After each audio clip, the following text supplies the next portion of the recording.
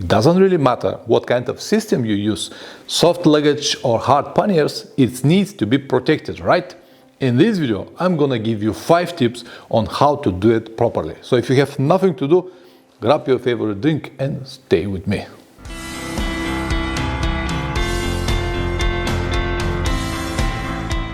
Welcome back. As I said in the intro, regardless of what system you used, soft luggage or hard panniers, the tips that I'm going to give you are universal and they will always work.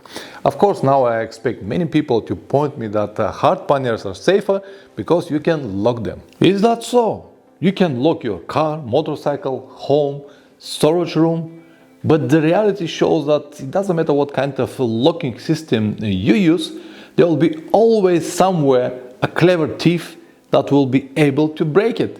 Even the most secure bank vaults are robbed sometimes, right? I will say that in many situations with hard panniers, you will risk a lot more than with saddlebags.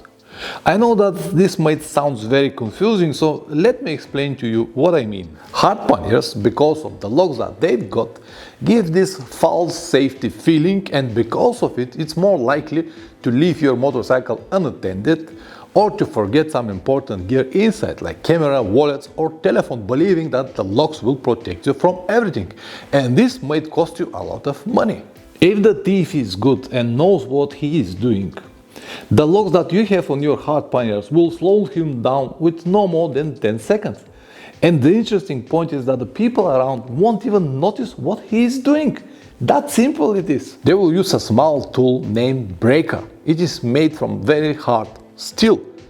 They will insert it in your lock, and with the help of a wrench like this, they will twist it and the lock will break. If they don't have the breaker, they might improvise with screwdriver like this, with this kind of end. And then you can lock it, insert it and break it. It takes just a few seconds. It is more or less the same with any lock that you can find on your hard panniers. Because they've got this very short and small key, it is so easy to break it, even as I show you with a simple screwdriver. Of course, there are some exceptions like this granite disc lock, because it has very deep lock and very long and thin key. So even if you have a breaker designed with this shape and you put it inside, because of its shape, it will probably twist or break before it's finished the job. This is just a simple physics, but anything like this key here is just not serious. This key will break for just a matter of seconds. If you don't believe me, you can try all of these experiments at home. Find one of all of these mailboxes, they've got usually the same locks, and try it with a screwdriver. You'll be surprised from the result. Anyway, if we cannot trust on 100% on any lock on the market, how we can protect our belongings? This is a good question, isn't it? Well, the answer actually is very simple, and everything that you need will cost you nothing, and will protect you much more than the most expensive hardware or locking systems that you can find on the market today. I'm really sorry for this long introduction, but it is very important to understand everything, to see the reality before we move to the next step. It will help you to save a lot of time and money. Alright, let me finally start with the tips that I have promised. Tip number 1, human factor. Let me explain what I mean by this. You can always find someone to look after your motorcycle and your luggage until you're walking around. Shop owner, restaurant owner, waitress, barman, anyone who is stay there, positioned on one place. If it's a restaurant, for example, you can always tell them that you're gonna spend some money when you come back, or you can spend some money before you go in their place, and they'll be more than happy to look after your belongings. Most of the people will do it for free, but you can even offer a small amount of money. It is that simple. You have to be creative, but you have to find a way, or a man or a woman, to look after your luggage. Never leave it unattended. It doesn't matter what kind of locking system you have. This is rule number 1, and it always works. This is what I do all the time. Tip number 2, split the luggage properly. Keep all important items in your tank bag. For example, I have inside my GoPro camera, my still pictures camera, all of my microphones, some cables and chargers that I need all the time. If your items are more than this, try to minimize it. Take only what you really need all the time. Don't take things that you might need once per the whole trip. So the most important items need to stay in your tank bag, if you have, of course. In the saddle bag, in your case might be hard pannier, I keep all the clothes, everything that I need to travel. I also have my tent, some tools, spare parts, everything that will help me to continue traveling, but all of these items are not that expensive, and in the case someone take it from me, I can always buy it again. Wallet, passport, telephone, motorcycle documents and motorcycle keys I always keep inside of my riding jacket, in the pockets. I have seen people put everything in the tank bag, which is fine, or in additional backpack, or different bag for here, or even belt bags. All of these are solutions, but when I travel for many days, I don't want to have anything additional that will restrict my movement and also will give me the chance to forget it somewhere. For example, you sit on the coffee or in the restaurant, you put your bag next to you, you drink, you start go to the toilet, or then you go and you forget it there. This is so easy when you're distracted. It's so easy, especially when you do it for many days. And because of that, I prefer everything to be on me all the time, so I won't have this type of problem. And here you might say, hold on, Pavlin, just a few minutes ago you said that all of your important camera gear is in the tank bag, right? Yes, it is there. I might forget it somewhere, but it will be just my cameras. I will still have my passport, my telephone, and my wallet. I can continue travel, I can even buy a new camera. But if you forgot your bag with everything inside your passport and wallet, then what? Some of you might even seen me walking around the towns with my riding jacket on and my tank bag in my hand.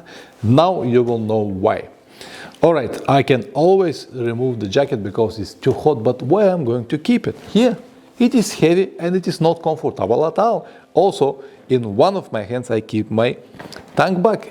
Another I used to film or whatever, to use the hand, but if I have my jacket here, it is uncomfortable. Alright, I can lock it even on the motorcycle using this long cable through the sleeve. I can lock my riding jacket here, but where I'm gonna put the wallet, the telephone, the passport and everything? In the tank bag. But I already told you about the tank bag. If I forgot it, it will be everything inside. Tip number 3, pay attention on everything. When you find a specific place where you plan to park your motorcycle and leave it, have a look around you. Take your time. If you have any doubts, or if you've seen some suspicious faces, it is much better to change the place. Just make sure that no one follows you. People are usually good, but it doesn't mean that you have to behave like a blind tourist. This is never a good idea. Just be on focus, check everything, see all possibilities, and try to think as a thief. This will help you a lot. Tip number 4, use cable lock on your bike, like this. As you can see, while I travel, I usually twist it around my saddlebag, so even if someone cut the straps, cannot just take my bag like that. It will take a little bit more time. He needs to cut it or unlock it, which is possible, as I already told you. But if you follow the rules that I already told you, never leave your motorcycle unattended or always have someone to look after it, it's not gonna happen. The second purpose of this cable is to lock my helmet when I walk around, so I don't need to carry the helmet as well. So as I told you, this is the most useful item that you should have on all of your trips.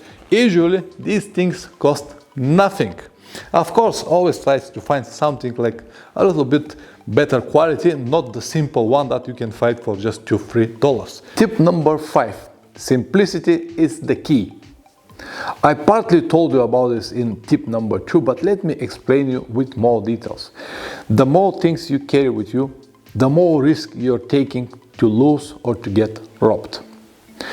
When you travel day after day, week after week, month after month, Every time when you need to stop and walk around, and when you have so many things, you have to remove it, change it, move it in the different bag, and don't forget this bag, put this here, put this there. And when you're tired, and when you need to stop a few times per day, when you have a long riding day, but also you want to see a lot of attractions and you need to stop a few times per day, all of this procedure need to be done every time.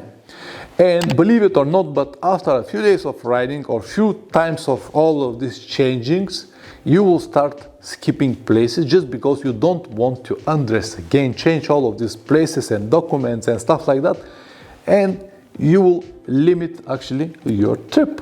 And let me now summarize everything that I told you in one real situation and use it on practice. There is a big town in front of me named X, and I want to go to this town and see the most important attraction, which is a big castle. The first thing that I'm gonna do is to find the attraction. Usually around the attractions you will see a lot of souvenir shops, restaurants, coffees, and many more. The first thing is to find a proper place, ideally in front of coffee or restaurant.